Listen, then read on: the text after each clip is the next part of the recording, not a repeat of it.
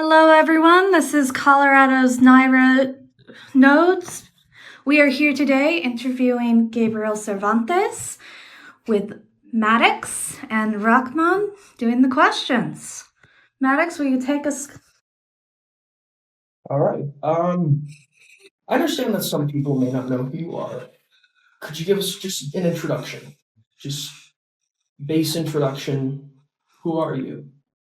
Yeah, my name is Gabriel Cervantes. I'm running for the Colorado State Legislature to represent the people in the community that I grew up with in Thornton. I was born and raised in Thornton. I went to all three schools in Thornton, and I went to the University of Colorado and got my degree from the best business school in the state of Colorado. And after that, I came back to this community to start a nonprofit with my older brothers. And that nonprofit provides scholarships and mentorship programs to IB students at Thornton High School in their transition from high school to college. And following that, I just really fell in love with my community again right before I left it for college, and I just don't want to leave it. What aspirations do you have for Colorado? For the state as a whole, Mainly your vision.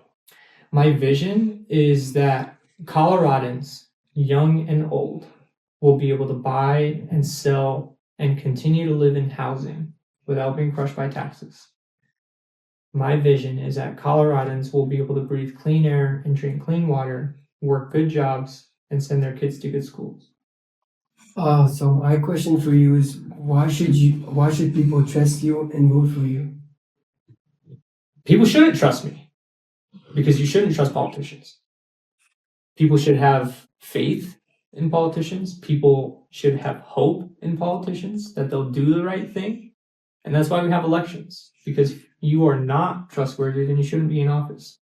I think people should vote for me because I'm running to represent the community, and I'm not going to save the community. No one's coming to save us.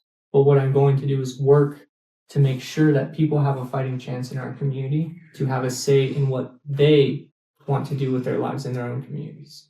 If you become a representative for House District 31, what is the first thing you would push for?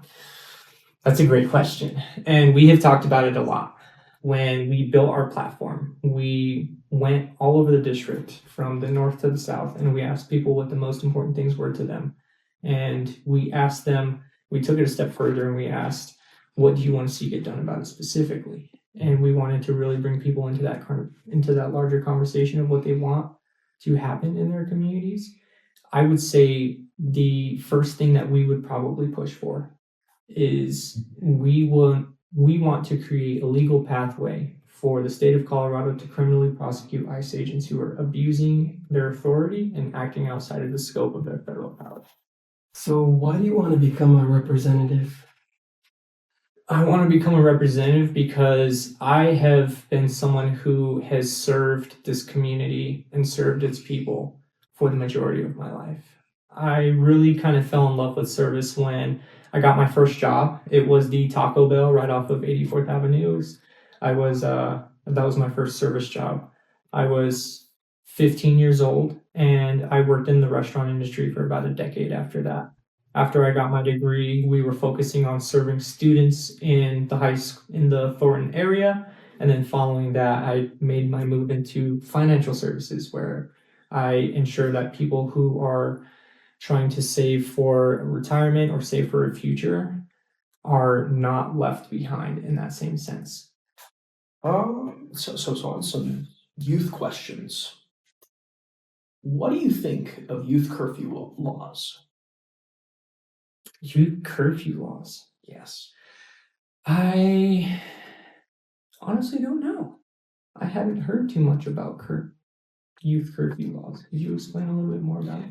Of course. So we were talking about the validity of youth curfew laws, and curfew laws that explicitly target a person's ability or a young person's ability to be outside in a public area after a set time. Mm-hmm. I believe in Thornton, the time is 11 to 4 a.m. Yeah, as you're speaking of that, it makes me think of the premise of where teenagers, young workers, could not work past 10 p.m. without parental consent. And I think that there are some benefits to that, right? We should not be letting people in our community sacrifice their youth in order to work a job, typically because if they're staying past that amount, it's because the employer needed them. When I was at Jimmy John's, I constantly stayed past 10 p.m. And that was because we were understaffed, something would happen, I would need to stay. I think that they can also provide some detriment for folks, especially if their family situation puts them at a point where they are leaving home that late or they're trying to get home that late. I don't necessarily agree with the idea that those folks should be punished for trying to take care of themselves in that way. So thank you for explaining it. Yeah, of I course. honestly haven't heard too much about it. Why do you think it's so difficult for young people to own homes? That's a great question. And I think it is a multifaceted question. And I think that there are a lot of different reasons as to why. I think it involves the fact that wages have stagnated, especially for younger workers. Typically, younger workers, the union age for workers is getting older and older. The management age for, in my specific realm was the restaurant industry, management is getting older and older, whereas my dad was a shift lead when he was 16 years old. You just never really see that anymore. And so with this stagnation of wages, the increasing cost of homes, as well as increasing student debt for some of those, whether you go through a trade school, you're still paying to go through the trade school unless you go directly with the company and then the company's doing whatever it wants with you at that point. Or if you go through a college route, you are facing surmounting amounts of college debt, and it just makes it more difficult to get ahead. So I think that is likely one of the reasons, or those, it's a conglomeration of reasons as to why young people can't buy into homes. And there's also just the fact that corporations are intentionally pushing up the market artificially. And I think that Colorado has tried to do a good job with addressing that. They passed a law that would ban corporations from cooperating with each other and artificially raising prices, but it was vetoed by the governor. And I think that is definitely the direction that we need to move, as well as building more housing with laxing some building regulations. Does that affect your opinion of the governor at all? It absolutely does. Yes. As I got older, I started to really understand, I think that was kind of the beginning of the capitulation of a government or of a governor, of a person in power starting to act within the interests of corporations and special interests instead of their constituents. This bill was a bipartisan bill. It was supported by Republicans and Democrats. And for a Democratic governor to then veto it, I think it absolutely changed the perspective that a lot of people have of their governor. Would you be willing to work on a bipartisan basis to achieve a ban on corporations buying out single-family housing? Or absolutely, and thank you for bringing that up. That is really one of the big pieces of legislation that we would be supporting for my campaign, specifically on our platform, is banning corporations from buying single-family housing in the state of Colorado. I am someone who's willing to work with anyone and everyone, regardless of where we land on different issues. We know that banning corporations from buying single-family housing in the state of Colorado is a nonpartisan stance. We know that it has bipartisan support. What's your plan for this district? How will you make it resilient after you become a representative? Okay. I think my community is already resilient.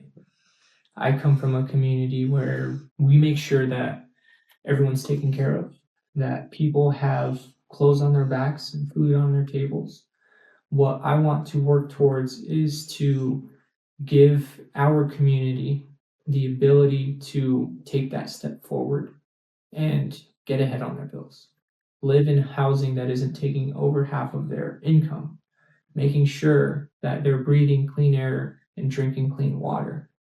My community is already resilient. What they need is an opportunity. And I want to work so our community has opportunities and for them to be able to seize those opportunities. What ideas do you have to improve education and jobs trainings in District 31? Yeah, I think at the end of the day, that really does come down to labor. We need to introduce legislation. I think that every Coloradan should, and every Coloradan deserves to have a say in how much they're being taxed. They reserve the right to be asked if they want their taxes to be raised or lowered. However, I think the specific mix of what makes up Tabor is the growth formula, which is not really based in any real fact, as well as the tax revenue cap.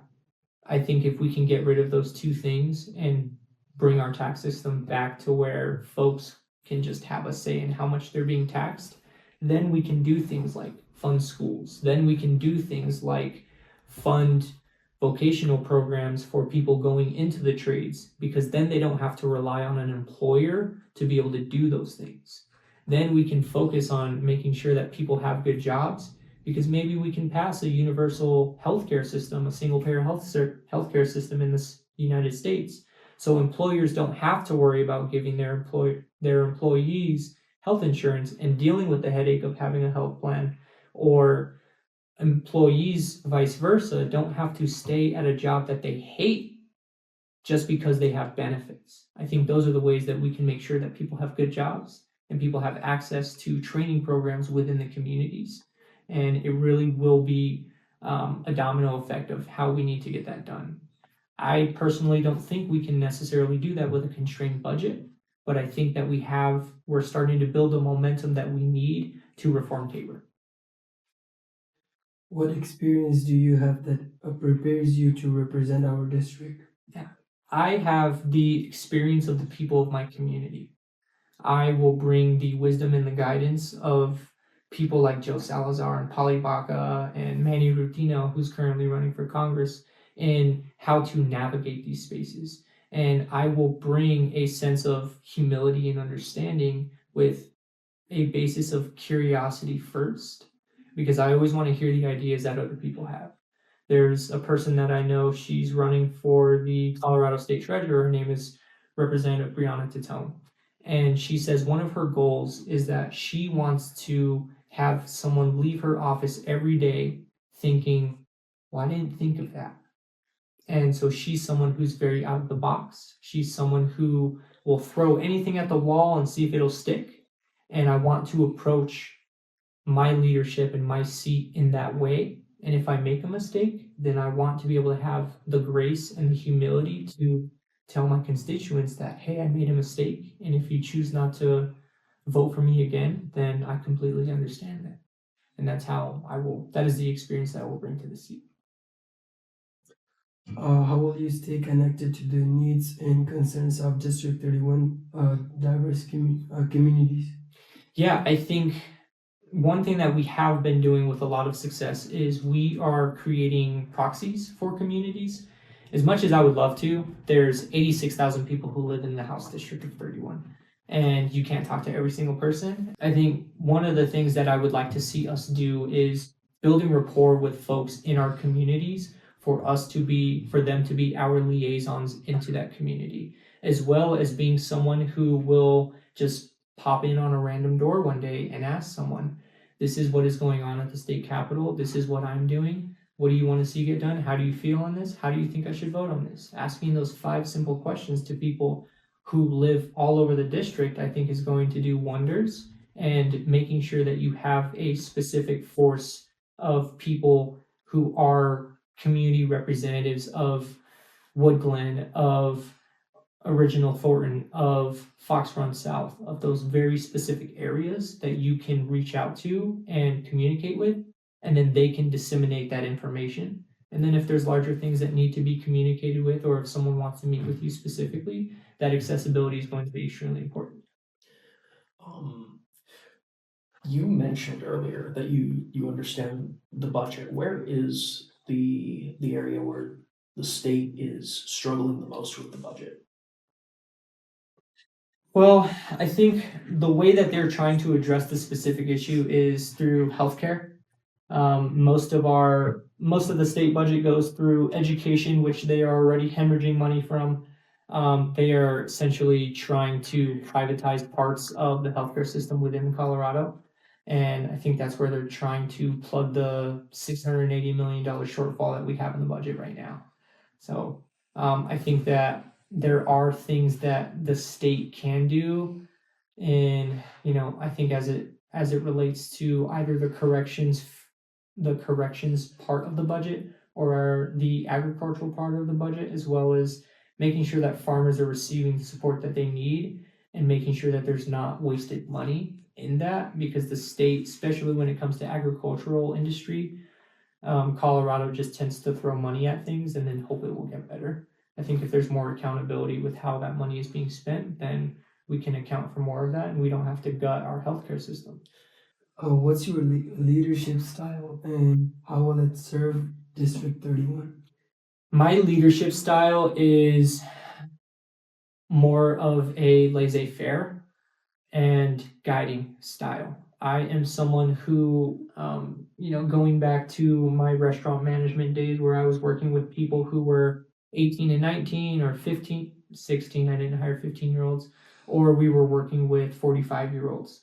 We want to give people the ability to be independent, and I think I speak for a lot of people when they say they don't want handouts, they don't want to be babied, they don't want to be micromanaged, but they want support when they need it. And I think that is how I ran my restaurants. That's how I run my campaign. And that is how I will be a leader within the community. So then the last question is, how would you ensure you're communicating effectively with constituents who speak different languages? Yeah, one of the things that we are doing right now is we have interpretation at every campaign event that we throw. All of our communications are in English and Spanish, and that is something that we want to focus on extremely strongly, because you can't have an engaged populace if a fourth of them cannot understand what you're saying. And so expanding into things like Farsi, expanding into those other languages of people moving into the community is going to be extremely important. And when we have our pulse on the community, then we'll have a better idea of the languages that are being spoken in the community, so we can more effectively communicate with them. And we can do that through talking in person, we can do that through forums and town halls, we can do that through social media, we can do that through phone calls, and we can do that through outreach. So one thing I'm thinking, like, all that comes to it, like, you want to help the community, right? So if you want to help the community, you can help the community in different ways. You can become a teacher or a doctor, but why did you choose to become a representative? I chose to become a representative because I think that right now the leadership that we have is not sufficient. I have been a community leader. I have been an organizer within the community, whether it was inside of the party or outside of the party. I am a nonprofit owner who supports the community. I think that what we have seen is a lack of consequentialism on the part of the sitting legislator, and a lack of transparency through that process, and a lack of genuine leadership through that process. Or that's why I am running. Well, Gabriel, thank you for your time today. I'm sure everyone will be very enlightened by the questions and answers we've received. Keep an eye out on our YouTube channel. We'll have those posted shortly. Yeah, thank you so much for answering these questions. We really appreciate for coming. Thank you for grilling me. Really, thank you. Yeah, Always good to have appreciate you. more interviews.